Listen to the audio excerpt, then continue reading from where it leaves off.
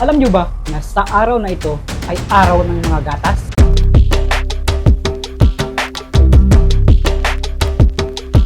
Yes, tama kayo nang narinig. Araw ngayon ng mga gatas.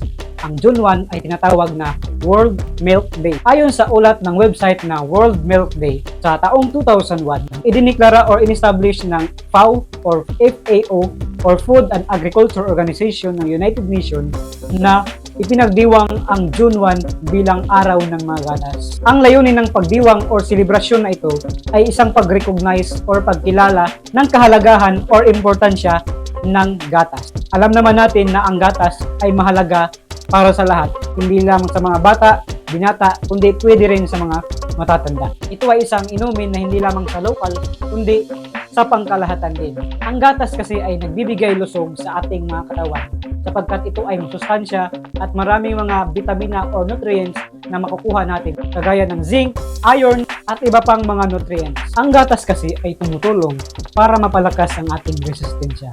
Mapalakas din ang ating mga buto, makaboost ng memory at pampalakas at pampasigla ng ating mga muscle. Kaya huwag niyong kalimutan sa araw na ito, pag sumapit ang June 1 o Hunyo 1, ito ay araw ng mga gatas. At huwag nating kalimutan mga kabataan na lagi tayong uminom ng gatas para ang ating mga katawan ay lalong lumalakas.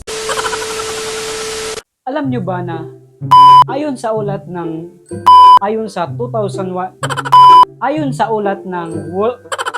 idiniklara or ito ay isang pag-commemorate or pagdiwang.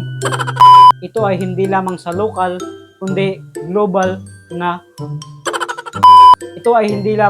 ito ay inumin hindi lamang sa local kundi ito ay isang inumin hindi lamang sa local kundi sa globe kundi pati rin sa global.